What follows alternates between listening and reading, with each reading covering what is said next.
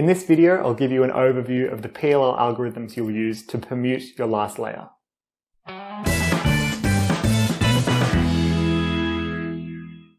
So currently you're solving the permutation of the last layer, or PLL, in two steps.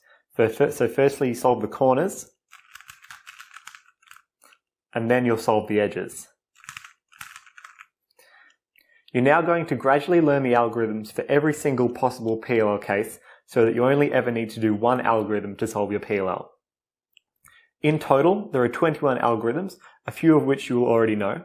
If you go into the 3x3 algorithms tutorial section and click on the PLL algorithms module, you'll be able to download the PLL algorithms PDF that I have here in front of me.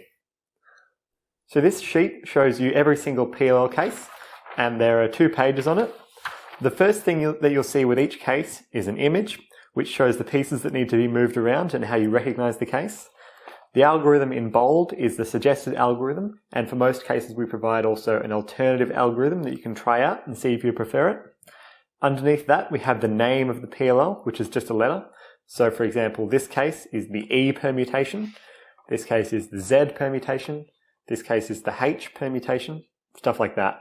And then lastly, we show the probability of the case occurring in a solve. The order in which the algorithms appear is the order that we suggest learning them, and we've broken them up into 5 distinct groups. So the first group here is the edge-only PLLs, where you only need to solve the edges.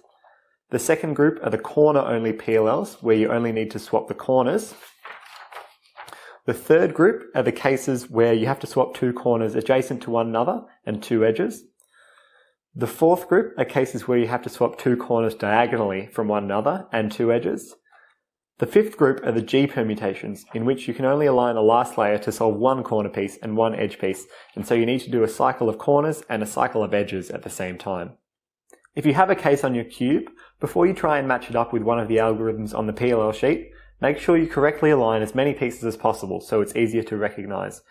So for example here we only have 2 pieces correctly solved, and we can do a U2 to make it 4 pieces correctly solved, and we see that we have this diagonal swap and these 2 edges need to be swapped, and that's the case that we recognize.